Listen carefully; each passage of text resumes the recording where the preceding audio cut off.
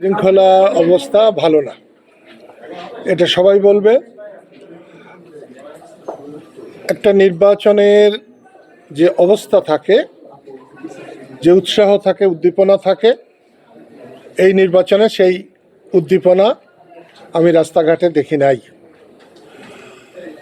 আসলে আমাদের কৃষক শ্রমিক জনতা লীগ এই নির্বাচনে অংশ নেয় নাই, কিন্তু যার কাছে রাজনীতি শিখেছি সেই আমার বড় ভাই লতিফ সিদ্দিকী, তিনি স্বতন্ত্র প্রার্থী হিসেবে কালিহাতীতে দাঁড়িয়েছেন, আমরা তাকে সমর্থন করেছি।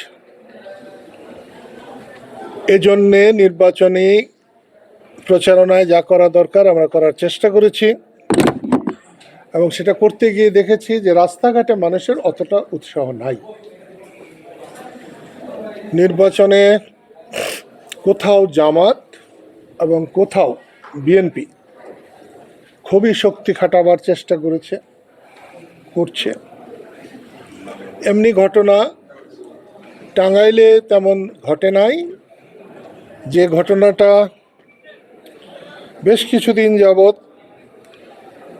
প্রতিদ্বন্দ্বী প্রার্থীরা করে সেটা করেছে, কিন্তু আজকে 5-6 দিন যাবৎ দেখা যাচ্ছে যে আইন শৃঙ্খলা প্রয়োগকারী সংস্থা রাত্রে গিয়ে মানুষের ঘর ভাঙছে।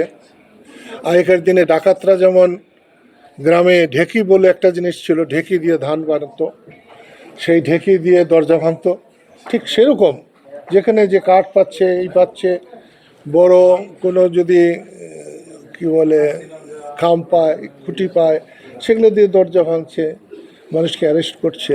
এ কথাটাই আমি এখানে বলতে এসেছিলাম, এবং আমি আনন্দিত, খুশি যে তারা আমার কথা শুনে তারা প্রয়োজনীয় ব্যবস্থা নেবেন বলেছেন, এবং আমি বসে থাকতে টাঙ্গাইলে কন্ট্যাক্ট করেছেন, এই জন্য আমি খুশি হয়েছি।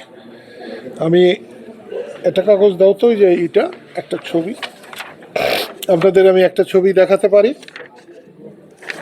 যে এইখানে দেখুন, আগেকার দিনে ডাকাতরা কোনো বাড়িতে ডাকাতি করতে গিয়ে যখন লাঠি দিয়ে ওই যে কি বলে ঢেকি দিয়ে ভাঙতো, সেরকম ভাঙছে। এই যে ভাঙারি দেখা যাচ্ছে, এই যে দেখতে পারেন, আপনিও দেখতে পারেন।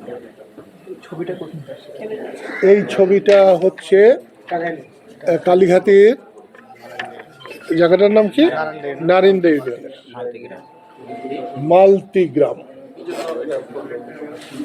তো ওনাদের জিজ্ঞেস করতে হবে, আমাদের কাছে কোনো ইনফরমেশন নেই। অনেক বাড়িতে গেছে, তার মধ্যে একটা রাত্রিবেলা 2টার সময় কারো বাড়িতে সিসি ক্যামেরা ছিল বলে এই ছবিটা এসছে, আর না থাকলে তো আসতে পারতো না।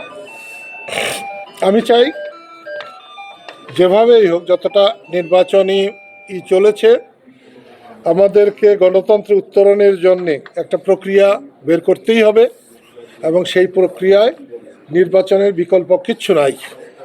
এই নির্বাচনে অংশগ্রহণমূলক হয়ে উঠছে না, এটা সত্য, কিন্তু পরে হবে।